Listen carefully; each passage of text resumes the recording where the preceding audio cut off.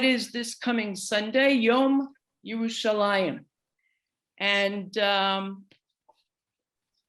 every year, this time of year, I read a poem that could be that I've shared with you on more than one occasion, written by Yehuda Amichai. And it also takes place not far from there, near the Tower of David. You can picture all of these areas near Sultan's Pool. And it is actually a very good introduction, not just to Yom Yerushalayim, but to our continuing topic today. So he writes, once I sat on the steps by a gate of David's tower. I placed my 2 heavy baskets at my side. A group of tourists was standing around their guide, and I became the target marker. You see that man with the baskets? Just right of his head, there's an arch from the Roman period. Just right of his head. But he's moving, I said to myself. Redemption will come only if their guide tells them, you see that arch from the Roman period? It's not important, but next to it, left and down a bit, there sits a man who's brought fruit and vegetables for his family today. In other words, that Yerushalayim, despite all the tensions, is alive and well and living in the real world. And that leads us to continuing our subject. I'm already going to share the screen.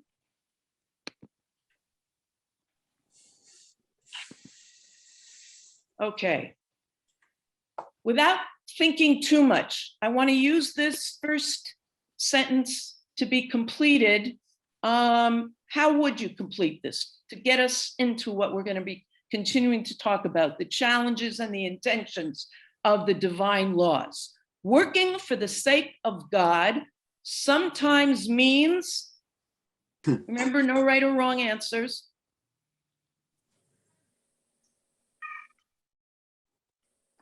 Making sacrifices. Making sacrifices. Okay. Not literally, not biblically. Yeah. No, we don't like Isaac for that, right? Anybody else? Doing something you don't want to do. Ooh, interesting.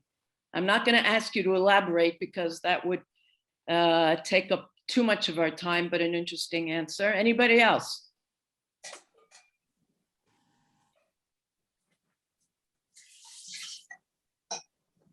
Okay, well, perhaps these next psukim will give you an idea, and if it does, you can then respond. We're looking at Moshe having gone up to receive the Torah, and of course we know what happens when he's about to come down with the first set of tablets, and the Israelites, impatient and scared, have built the golden calf. Now Moses turned and went down from the mountain, bearing the 2 tablets of the testimony in his hand, tablets inscribed from both their sides.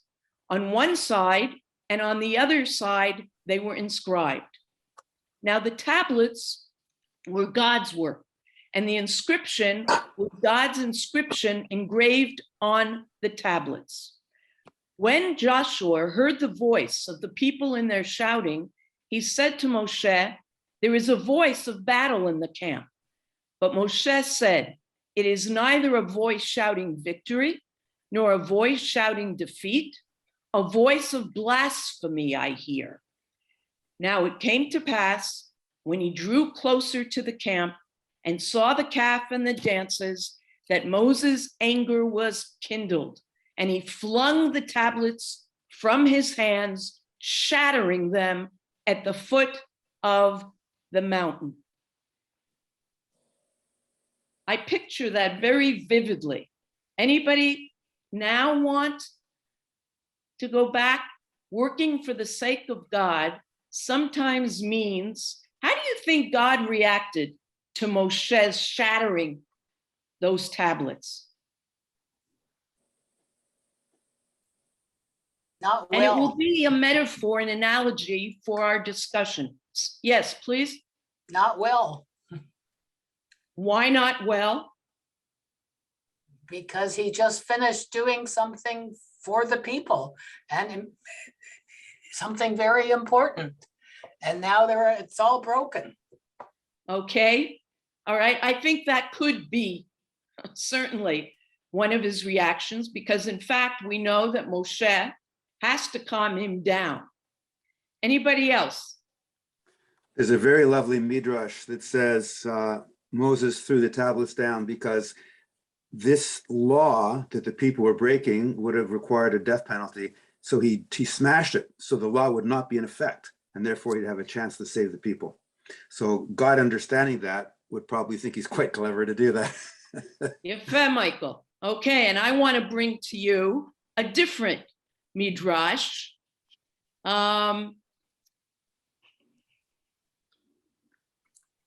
There's an image here of shattering, indeed, what God has made, as Sarah said. We're continuing last week's discussion, again, through the insights of Rabbi Eliezer Berkovitz, an Orthodox rabbi, considered to be the most significant Jewish moral theorist of the last generation. To refresh our memory, I'm going to share with you two texts that I really think capture the essence of last week's class. So anybody who wasn't here, this is for you, but it's also for those who were. There is a Rav Hutzner who suggests that the smashing of the tablets should be a message for all generations, not to be disrespectful, but sometimes in order to keep something alive, you have to break it to a certain extent. The shattering is necessary. The first set of laws, he says, were smoothly engraved. And then the shards represent the need, even for some doubt, but also to interpret. And Huttner is foreshadowing what Berkowitz talks about, that halacha, as we said last week, is to be evolving, respectful of the divine creator, but evolving. So let's look at the first is David Hartman, who says the following: the Sinai revelation presupposes that history is not governed exclusively by unilateral divine power. Are we going to blame God today for what happened in Texas, or man? The giving of the law indicates that the omnipresent Lord of history does not program the human individual to become a puppet who cannot but obey the will of God. The promise that the covenant of mitzvah shall be eternal is tantamount to God's promising to respect the inviolability of human freedom. When students feel sufficiently confident to interpret the implications of what they have received from their prophets, when they are not overwhelmed by their teacher's superiority and do not simply repeat their lessons verbatim, when the content of revelation develops into an ever-expanding corpus of law and commentary, only then do covenantal Jews reveal their maturity and full partnership with God. Again, we have that image that we've discussed of Avraham and Noah, that Avraham was able to question God respectfully, and Noah just walked side by side with him. And the second text is from a Torontonian. His father's name slips my mind, Rabbi J. Kelman. His father was at Beth. What was his name?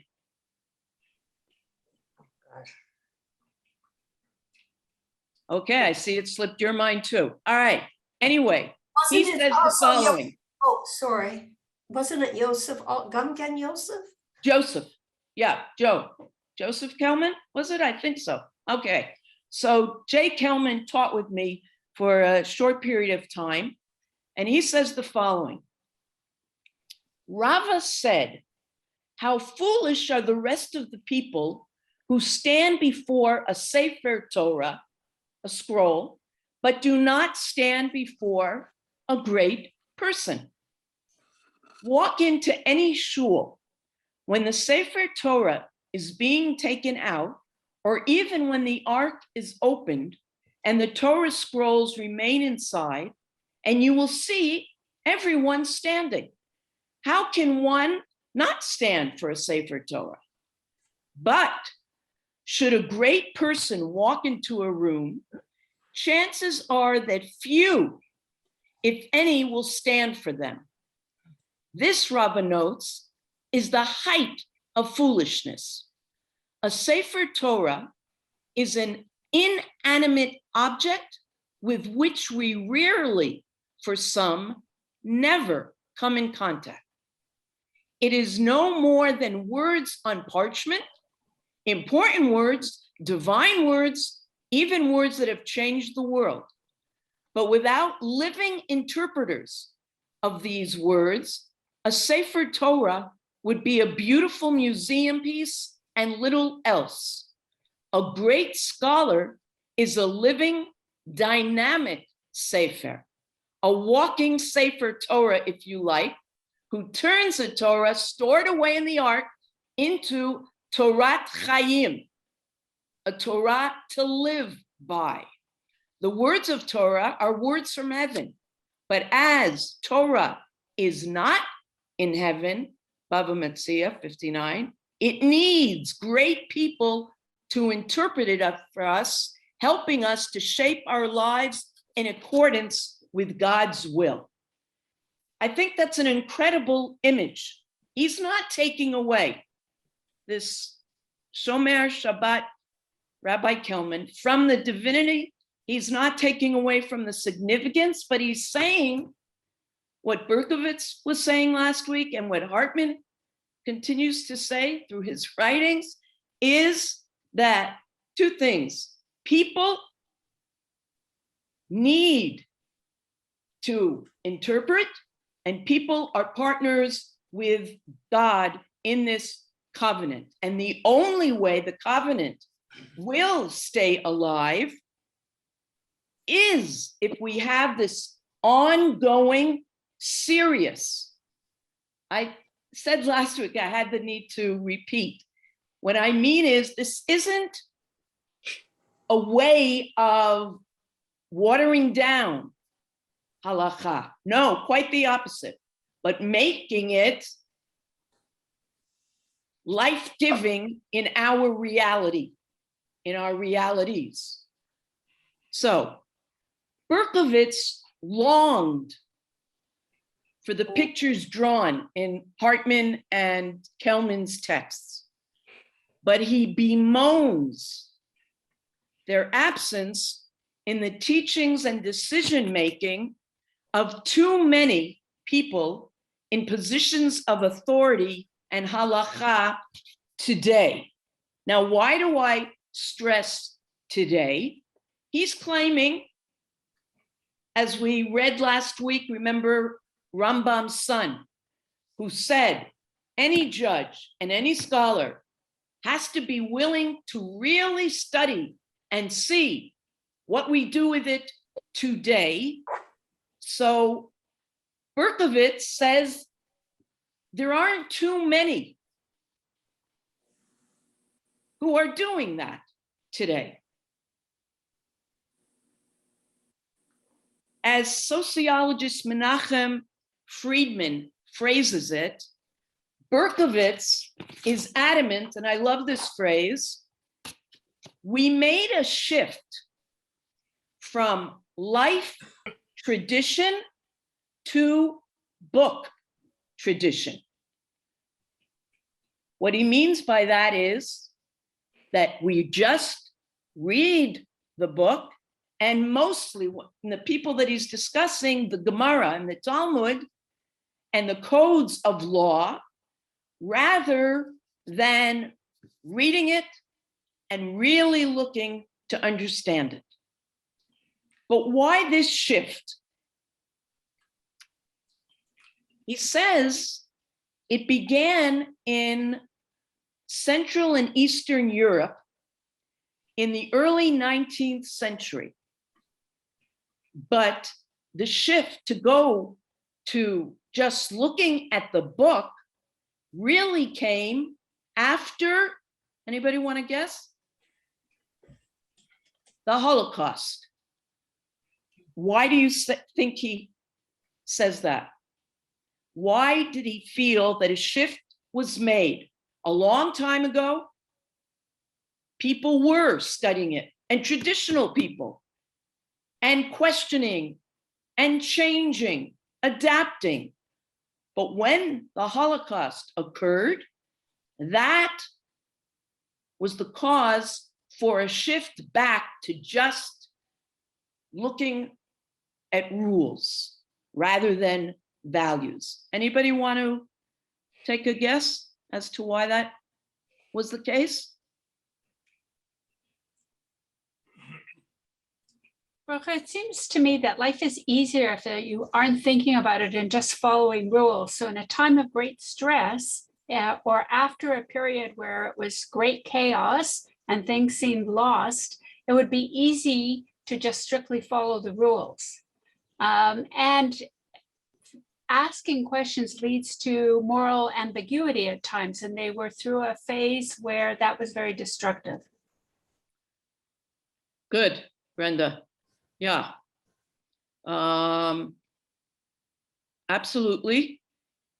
Berkovitz adds something else. The disruption of centuries of communal life that was destroyed prompted Orthodox leaders to encourage massive, I'm giving you a little history here, massive yeshiva enrollment. And that would be fine, but it's what they concentrated on. Now, he understands that was the way they thought and hoped that they would bring back the treasures that were destroyed. Not an awful thought at all, at all. We said that 2 weeks ago, that certainly in exile, you didn't have the temple and you wanted to grasp and hold on. And that goes in line with what Brenda just said, hold on to something that can give you strength and not difficulties. So the leaders then, he says, and not all of the Orthodox, he says, but so many of them in the hope of rebuilding part of the vast world of Torah and Talmudic scholarship that had been lost, wanted to concentrate on studying these texts just to know them and apply them, but not creatively. Berkovitz notes that there was a time that authority in determining Jewish practice was given principally to family and communal traditions. Very, very interesting. And only secondarily to the learned elites of the yeshivot. And we know from our own family experiences that you hear of a tradition and some people think it's a law, but it came about through an ancestor.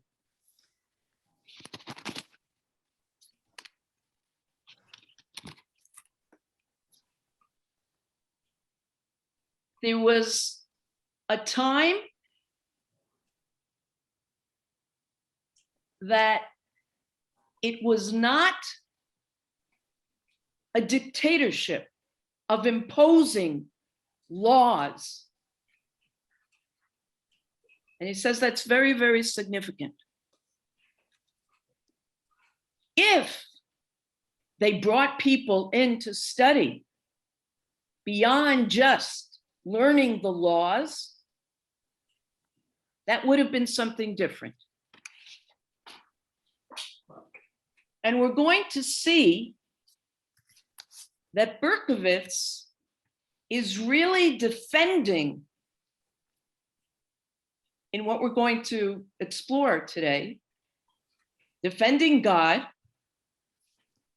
defending the Torah, and many of our sages from the Talmud. And you'll understand why I'm saying it that way. In writing about Berkovitz's concerns and beliefs, American-born Israeli writer David Chazoni says the following: Jewish practice, to a great degree, lost its eternal hierarchy of values, which was displaced by a new tendency to view all halakha, down to the most minor of prohibitions, as possessing equal importance.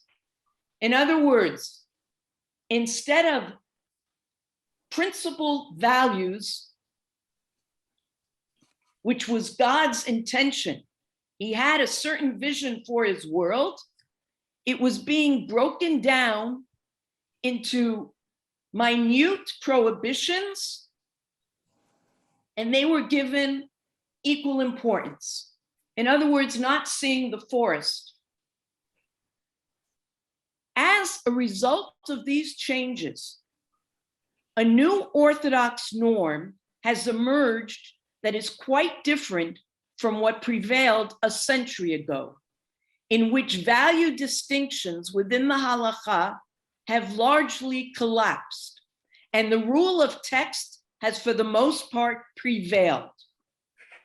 Berkovitz's writings represent the first and most concerted attempt by an Orthodox writer to resist these trends.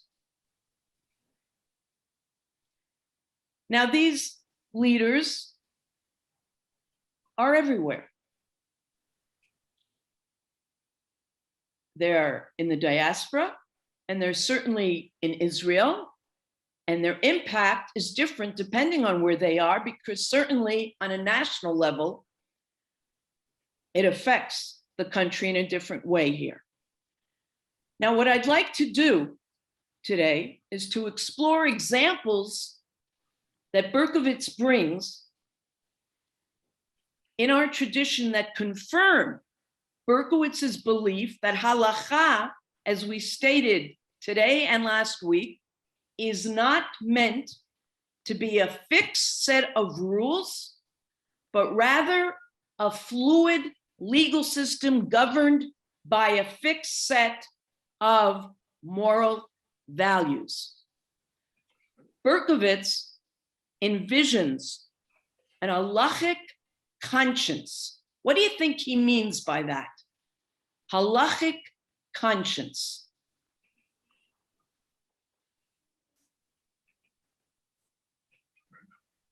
Anyone? This is his goal. This is what he believes God's goal was in giving the Torah's goal, and the Talmud's goal, for each of us to have an halachic conscience. What would that say to you?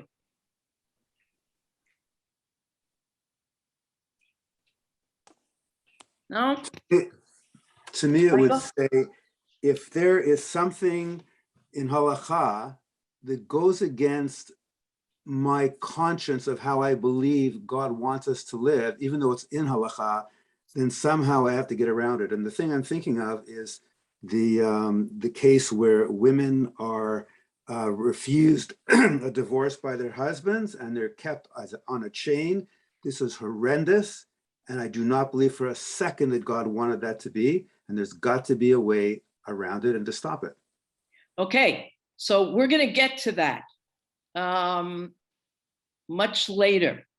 I was actually hoping that I was not going to mention, and I was going to be shocked that Sorry. nobody was going to bring that up. And because I have a feeling that that's going to be in your mind as we read certain things. We won't go into it in depth, but just to let you know what Berkovitz says about that. Absolutely, absolutely. But just to make sure I understood you correctly, he does not believe that God wanted women to have the status that they were given or have to experience the aguna status. I don't know if that's what you were saying. You don't believe God, but we blame it on people. Well, right. Like, I don't think God for 1 second wanted it. Okay. But it's All right, just as long as that's clear. Bracha, Absolutely. Bracha, could it be that we're supposed to question and not accept blindly? Absolutely, absolutely. And with the aim of uncovering what we believe must be the intent. You know, we have this vision of what God really wants. And so that, as Michael said, if there are things that just don't seem in line with that, how could they possibly be? Exactly. Bracha, All right, so go Bracha, ahead. I think it also goes back to what you said about setting priorities within halacha. In other words, knowing what are the larger laws, and then prioritizing as we go down the list. In other words, the dignity of human being overrides the whole concept of aguna, and we should be able to set that priority within our lives. Absolutely. And Berkovitz agrees with you. Definitely. Okay. So halachic conscience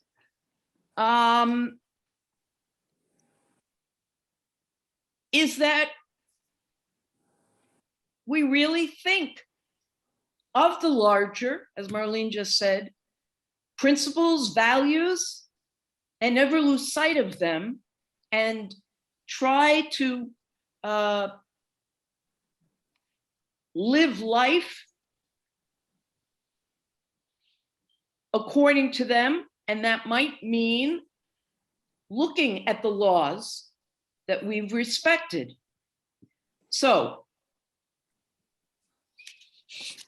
we're going to look at what I think are 4 principles, concepts that have to do with halachic conscience. And certainly Marlene just mentioned one of them, human dignity. But let's begin first with this text.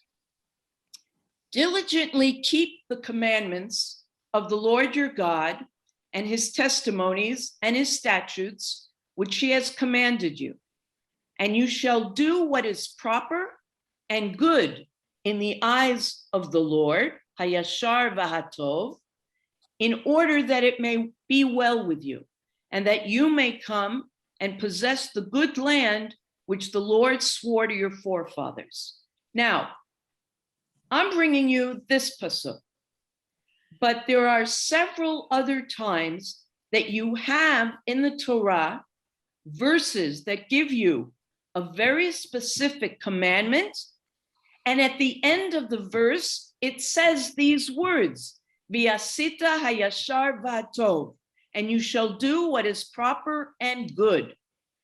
And you always wonder, why is there a need for that? You've just been commanded something. So how would you explain that? Why add those general words? You follow the commandment, yes, but be aware of what's going on. Is this to be carried out at this moment in time? Would this be the right thing to do or not do because it's Shabbat or it's Pesach? You know, have a sense, again, of the larger picture. And that's the only reason you might decide to do something or not do something that doesn't follow the commandment. But Bracha, Okay, the yes. the commandment is not always the right thing to do, because sometimes you have to take one step further. And you talked about halacha before, reminding me of the pasuk from Tehillim, חשבתי דרכי והשיבה רגלי לבית מדרש. Because halacha is really comes from the word lalechet, to go, walk. So it's something that you achieve for. It's step by step. You have to work on it. Yeah, very good. Yeah, It's- a wonderful quote. I even think of it almost as gravity, you know? You have to work to lift gravity, you work against gravity. And so with the same with the laws of God, you know, it doesn't come so easily. You have to lift yourself up. Yefeh. Yeah, he's giving us a lot of responsibility. Okay, the second principle. It would seem to us, Berkowitz says, that the most original form of it is time to act for God is what is called in the Talmud Hora'at Sha'ah, a law of the hour, which is exactly what Esther just said, that there might be a moment now in, I mentioned Yom Yerushalayim, we'll say in 1967, that hour demands something. And this is an example. Let's take a look at the Jews returned from Babylonia under Ezra and Nehemiah. Challenges.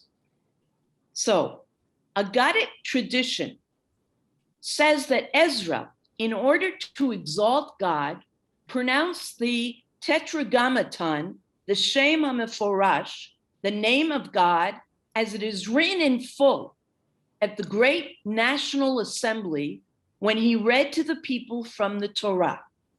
They come back. The law, however, forbids pronouncing God's name in full anywhere outside the precincts of the Jerusalem temple. So why would he do that? This was the law of the hour.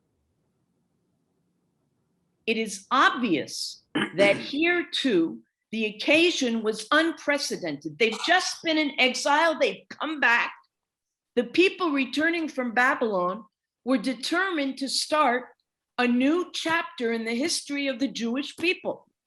They needed a symbolic expression that they were done with the sins of the past and that this was indeed a new beginning. There was no law for the exceptional historical situation in which they found themselves. This was a new experience, returning to the promised land. They had to create it for that hour. And that's what their creative leader, Ezra, did. He realized how significant this was, and he had to rise to the occasion. Such was also the occasion at the assembly where they listened to the words of the Torah, read them by their great teacher Ezra for the first time after their return to Jerusalem. It was an hour of holy inspiration, charged for them all with exceptional meaning and promise. On such an occasion, one does not look into the book of laws, a Shulchan Aruch. A small example, but it's something that certainly relates today. The debates about Israel's independence and Yom Yerushalayim. Do we say a bracha? Do we say Shechianu? Do we say Hallel? And those who said absolutely are saying this has to be acknowledged. And if there isn't a law about it, we create that kind of law. One example. The third principle that Berkovitz believes must be considered, and that the rabbis in the Talmud did consider, is concern for the material welfare of society. And I chose examples that I found interesting. Rabbi Shimon said, Pesach and Sukkot, which do not fall during times that work is done in the fields. This one, Pesach, is 7 days, and the other, Sukkot, 8 days in Israel. Atzeret, Shavuot, though, which falls at a time when work is done in the fields, is only 1 day here, to teach that the Torah has mercy on the Jewish people. What does this midrash mean? What is it saying? That it's thinking it was a natural time that Pesach and Sukkot, people could be off work for longer. You remember they were all dealing with agriculture, and so there wouldn't be what to do, and so it was a natural time. But Shavuot, when there is work to be done in the fields, it was only right that it be short. It's an indication of laws, not just for following the law, but there was a sense of looking at what's going on in reality. But And we have to consider not just the mitzvah, but the people who are meant to keep these mitzvot. But doesn't that follow im ein kemach ein Torah? You have to work. Beautiful, Esther. Getting back to flour. Yes. Okay. If there is no flour, you cannot work. Now, look at this one. We're talking about a woman who was given birth. And what the rabbis did with this, taken from the Torah. And when the days of her purification have been completed. Now, is anybody going to stop me and say, why is a woman considered impure after she's given birth? There's a nice thought about it. It's not that she's impure. You're just saying that life has just begun and there's more to do. It's not enough to just be alive, but you have to make it a holy life. Okay, in case anybody was going to stop me. And when the days of her purification have been completed, whether for a son or for a daughter, she shall bring a sheep in its first year. You're probably picturing yourself after you've given birth, if you had to bring a sheep anywhere. She shall bring a sheep in its first year as a burnt offering, and a young dove or a turtle dove as a sin offering to the entrance of the tent of meeting to the Kohen. And he shall offer it up before the Lord and effect atonement for her, and thus she will be purified from the source of her blood. This is the law of a woman who gives birth to a male or to a female. And if she cannot afford a sheep, she shall take 2 turtle doves or 2 young doves, one as a burnt offering and one as a sin offering. And the Kohen shall effect atonement for her, and she shall become clean.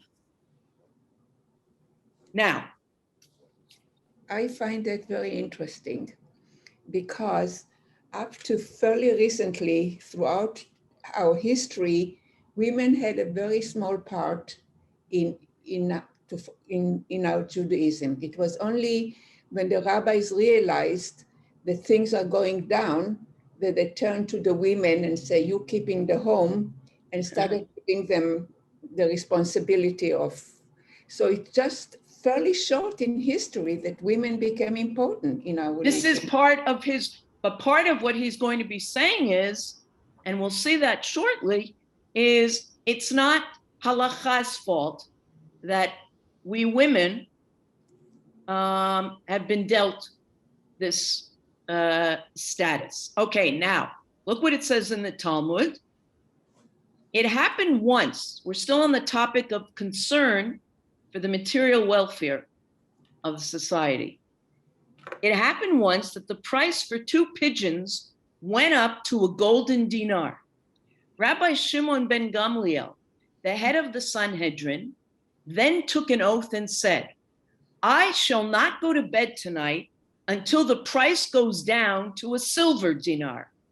He went into the study house and taught. A woman, even if she gives birth 5 times, brings only 1 sacrifice. The rest are no obligation upon her. Soon after, the price of the pigeons came down to half a silver dinar. So what Shimon ben Gamliel did is he looked at reality and he said, according to the Torah, there was a sense that every time she gave birth, she'd have to do this. Well, they wouldn't have been able to afford that. And so he works with it, to put it nicely. Okay, now, what's another principle? Darchei Shalom, ways of peace. The Torah in its entirety exists for the sake of the ways of peace. And you should know this, and again, I've often said this, that the words in Hebrew might sound more familiar. Its ways are ways of pleasantness, and all its paths are peace. It is a tree of life for those who grasp it, and those who draw near it are fortunate. So he's going to give a couple of examples here of seeing laws and the concern for making sure it doesn't cause problems for a person or between people. So the first one, we know in Sukkot, we have a lulav and an etrog. And the question that the rabbis asked, why is it only a palm that you use for the lulav? And why can't you use a kufra, which is a thorny plant, because it's the same in the plant world as the palm? And why only a myrtle, the hadas, and not a hirduf, whose leaves are sharp? Because from the text in the Torah, it would seem that you could use the other two. The Gemara suggests, and say the verse is referring to oleander, which has both characteristics. Abai said, it is written with regard to the Torah, its ways are ways of pleasantness.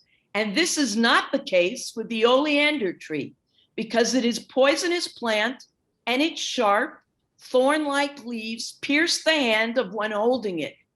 Rava said the unfitness of the oleander is derived from here. Love, truth, and peace. Schaya said, and poisonous plants that pierce are antithetical to peace. So, Bracha, I have to interrupt, but I have a nice story. I went to a bar mitzvah where the bar mitzvah boy had a Dvar Torah, and he talked about the tree of the etrog. He said the bark of the tree tastes the same as the etrog itself. And that shows us that our way, it's the journey, it's not the fruit. It's the journey that we take that is important. Yafeh, very nice. And certainly as we're reading Bamidbar, that's what Sukkot is all about. Remembering the journey. Ishkoyach.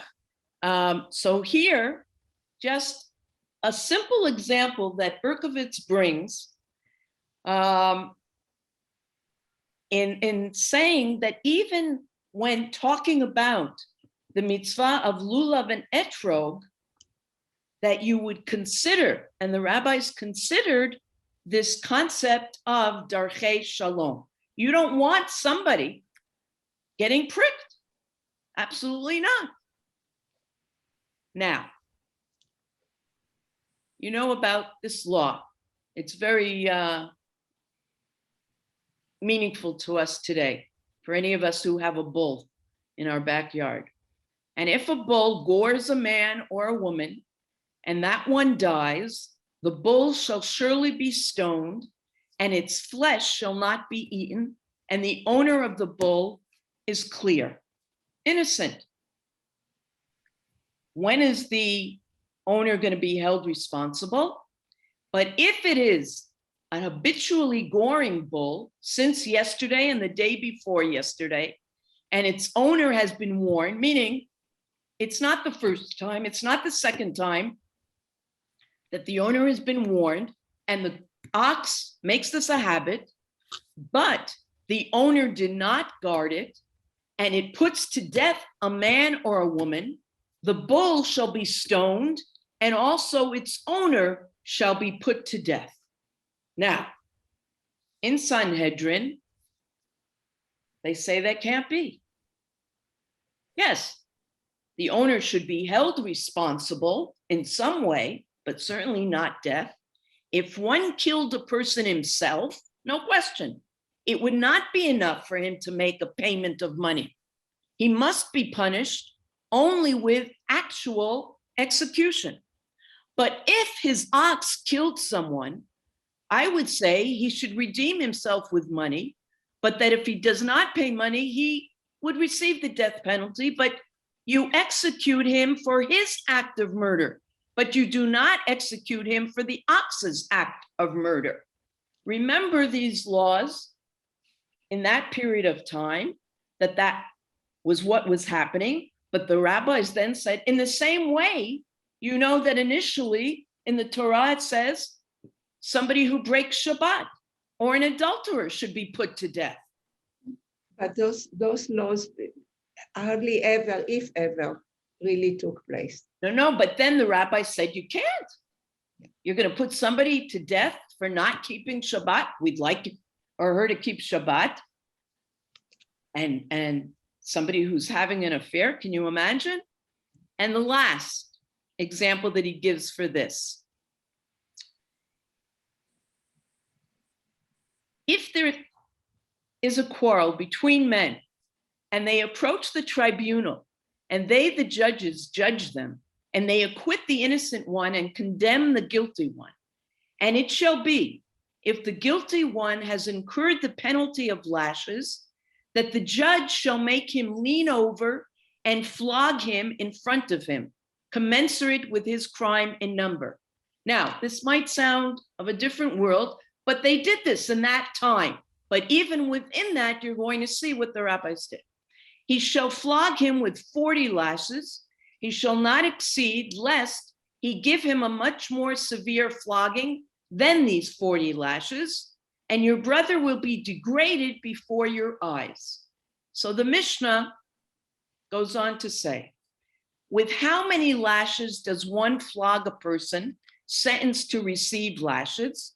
One flogs him with 40 lashes less one, as it is stated, and he shall strike him before him in accordance with his wickedness by number. 40 he shall strike him. He shall not add. Rabbi Yehuda says he is flogged with a full 40 lashes. And where is he flogged the extra lash? As the Mishnah proceeds to explain, the 39 lashes are divided into 3 and administered in 3 places on the body of the person being flogged. Why do you think they said that? Why should it be divided into 3 different parts of the body? To even not be too severe. Yeah, okay, now that might sound ridiculous to some of you because why do this at all? But we have a different sensitivity today. One assesses the number of lashes that the one being punished is capable of withstanding. So even though the Torah said at least 39, the rabbi said, we can't just automatically do this. And they weren't rushing to do this, but let's say that there was a need to do it. One assesses the number of lashes that the one being punished is capable of withstanding. If the assessment was that he can survive 20 lashes, he is flogged with 18.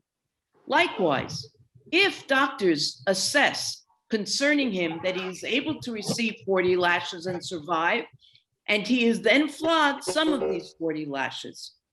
If the doctors initially assessed concerning him that he was able to receive only 18 lashes, and once he was flogged 18 times, they assessed that he is able to receive 40, he is exempt from receiving the additional lashes. So Berkowitz brings these three examples of texts from the Torah with texts from the Talmud, showing that the rabbis, whoever said it before, and not just blindly, but they look at it and try to make sense. Try to make sense. Does this make sense that we would have somebody lashed if he couldn't take it? Because we're not doing it to kill him. Okay, now we get to the topic that Marlene brought up before, Kvod Habriot, honor for creatures, or we'll call it human dignity. Now, I've adapted this text, and it's about funeral customs and Shiva. And there is great concern for the different classes that existed, the rich and the poor. And there was a commitment to not letting the poor be embarrassed. So it says the following: the Seudat Havra'ah, the meal that you have when you come back from the cemetery, the meal that is traditionally brought to the house of mourning by neighbors. Wealthy people brought the meal in baskets of gold and silver, while poor people brought it in simple woven baskets. Everyone was instructed to use simple woven baskets. Second, the wine that accompanied the meal. Wealthy people drank out of white glass, while poor people drank from colored glass, which was less expensive. Everyone was instructed to drink the wine from colored glasses. The way the deceased was laid out, a wealthy person's face was left exposed, interesting, when he was being buried, while a poor person's was covered up because his face was dark from famine. The decision was made to cover up everyone's faces. Interesting, but a commitment to the human dignity concept. The second example that he brings, remember, I think it was 2 weeks ago, where we talked about, yes, bringing your harvest, your first fruits to the temple, and that the person who would bring it would read a declaration, not just hand it over, but read a declaration. Well, what problem could arise? Not a matter of poor or wealthy here, but another distinction between people. Some eloquent and some not. Well, some who not just eloquent, but might not even be able to read. Exactly. From here, in Masechet Bikurim, from here they said, in the beginning, whoever could recite the formula by himself did so. Whoever could not, recite it after another, whereupon they stopped bringing Bikurim to avoid embarrassment. It was therefore ordained to have an official of the temple recite it for everyone. Beautiful. And the third, there's also not just sad times, but I'm not sure if you're familiar with the tradition of Tu B'Av. We have Tisha B'Av, and then a few days later, and it's still a big thing in Israel. It's a festival where girls who are looking for a proper husband go out looking. and there will be dances and da da da da. And it was considered a very, very happy time. Now, what added to the happy mood? Because sometimes you might not be so happy. You want to find somebody, but if you're not lucky, da da da da. But what was one thing that helped make them happy? The following. Rabban Shimon ben Gamliel said, there were no days more joyous than the 15th of Av, Tu B'Av, and Yom Kippur. Yom Kippur, because you have a sense, you're hopeful that you'll be forgiven, etc. For on those days, the daughters of Jerusalem would go out in borrowed white clothing in order not to embarrass those who did not have. And the daughters of Jerusalem would dance in the vineyards. And a rich person had to borrow, not from another rich person, because they all had to look alike. Now, that would kill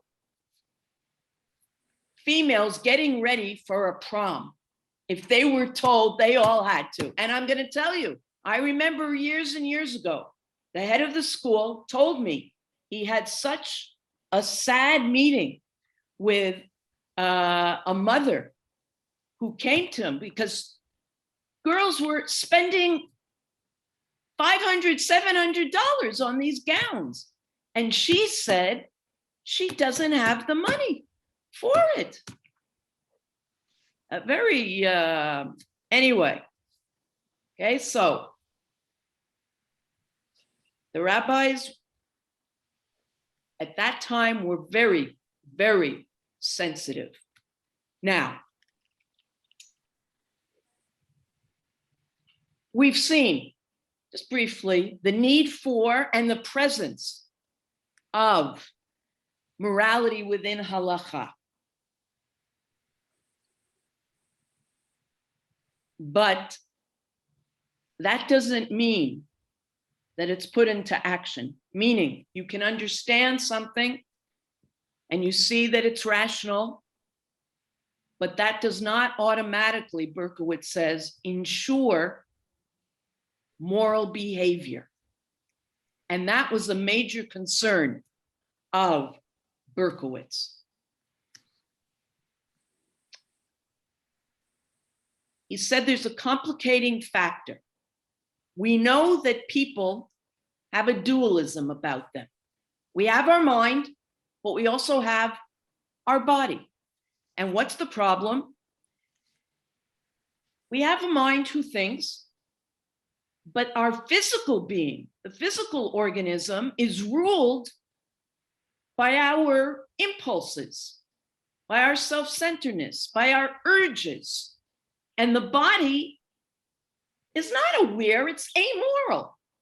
So how do you always ensure that a person will act properly? Now, he says the solution is ritual laws. Now you're going to tell me, but what about the people who keep ritual laws but aren't the most moral? Another discussion. They don't represent what the program is according to Berkowitz. And these ritual laws, saying it concisely,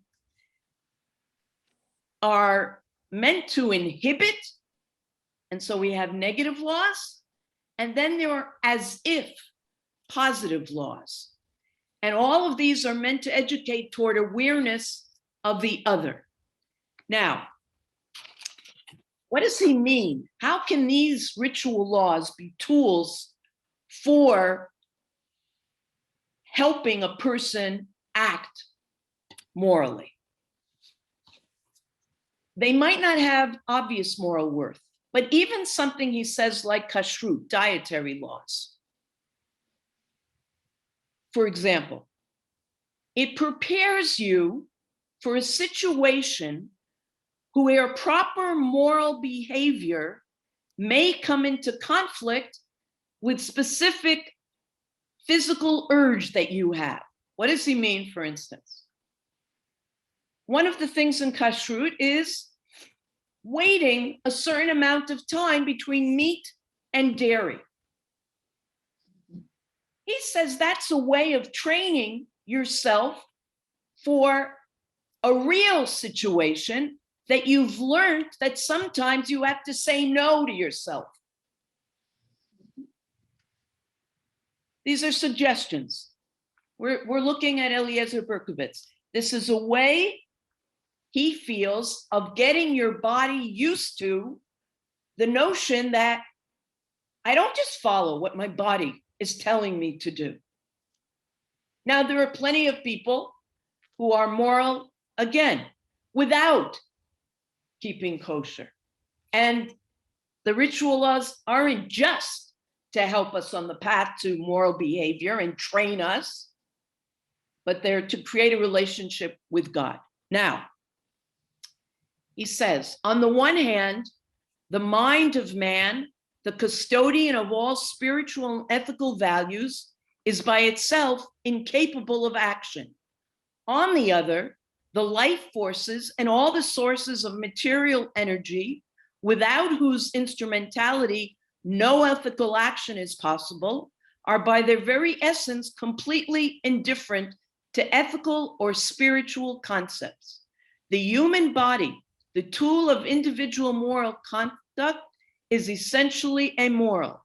The so-called ritual laws are the only way for the physical component in man to become oriented toward the divine.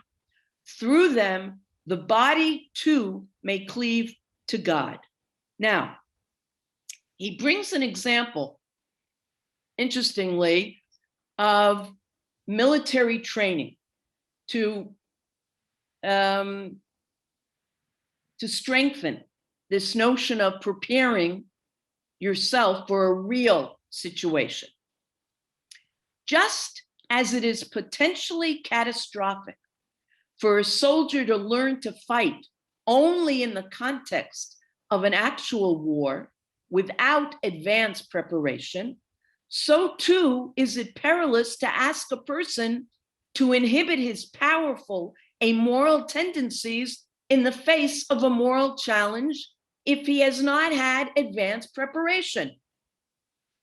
Just as training for war means subjecting soldiers to a regimen of rehearsed fighting as if there were an actual enemy, so too does the Jewish tradition recognize the need for a method of moral rehearsal, even in the absence of an actual moral challenge.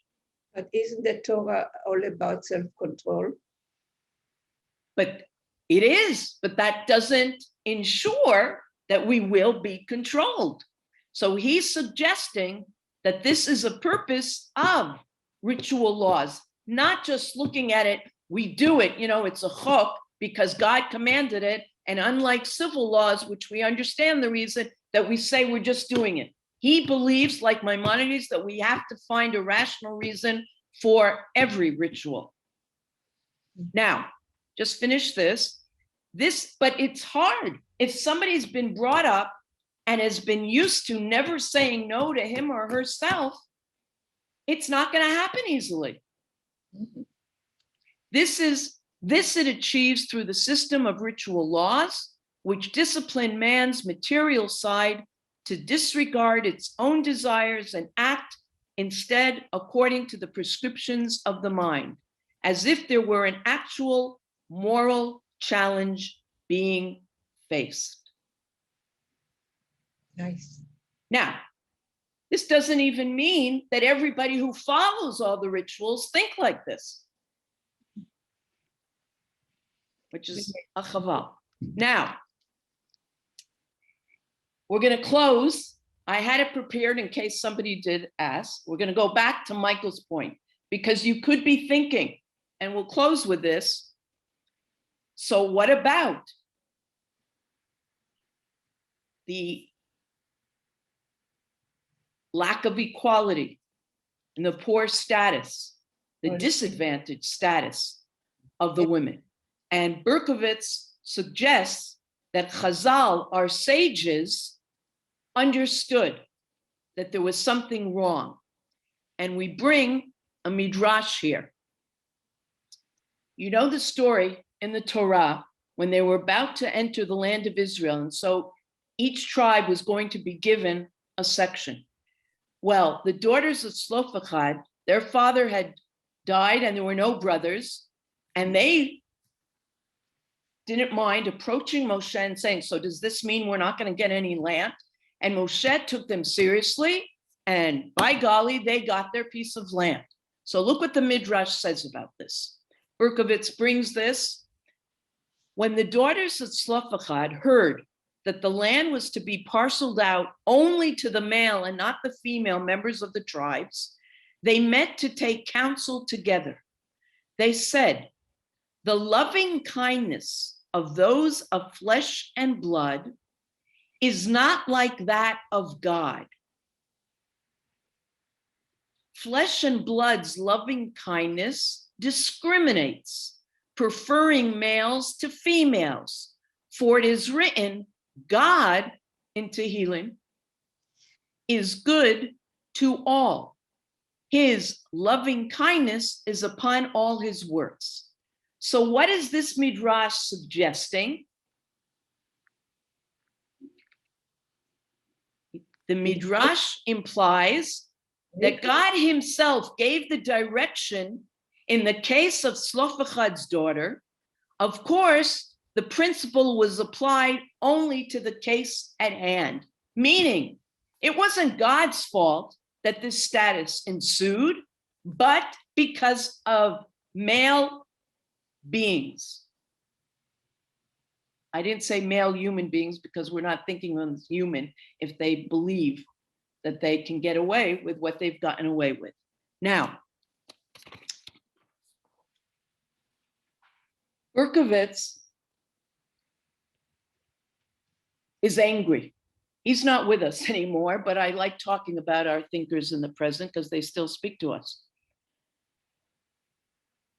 But the essence of what he says is, there is a way to make sure that the issue of an aguna, not receiving a get, and this inequality could be taken care of. And it is not halachically, we're not using our halachic conscience if we let this go on. And I referred to him a few times as an Orthodox because that's very, very important. We're not talking about somebody who just says, do away with it. He says, I want to do this in a way that's respectful of laws, but there comes a time that this absolutely does not fit, as Michael said almost an hour ago. And so something has to change. Now, why isn't it changing? Because we have these people who unfortunately have this authority and they're getting away with it, and that is a crime. But people are trying. People are trying. But it's absolutely considered wrong by Berkovitz. By the way, Bracha, you talked about equalizer. There is a sisterhood of a synagogue in New York that insists that they have silk flowers of any color. And any member of the synagogue who has a wedding or a bar mitzvah, they don't tell them which charity to, and they don't tell him how much. But they are not allowed to have fresh flowers. They have to take the flowers from the sisterhood, whatever color they choose, and donate the money that they would have spent on flowers to charity. So you gain two things. Nobody has lavish flowers, everybody has the same, and the money goes to charity. Yefet. Okay, that takes us back to seeing the bima one Shabbat beautifully decorated and another time perhaps not. Yefet, yefet. Now what Berkowitz wants to make absolutely clear, as he says we have to stick on this road to solving, and he says it is solvable. And perhaps another time we'll get into how specifics that he gives, that he points out, just to my last thought, why is it called the oral Torah? Because it was meant to be oral and it was meant to be fluid. And it was only really because when the Jews had to leave Israel and were in exile, and there was a fear of things being forgotten and lost, that it was written down. And so he says the following: the eternal word of the Torah may speak with timely meaningfulness to all generations of the Jewish people because of the ever-present capacity for self-renewal of the oral Torah. Yeah. Amen. Amen and amen. Amen.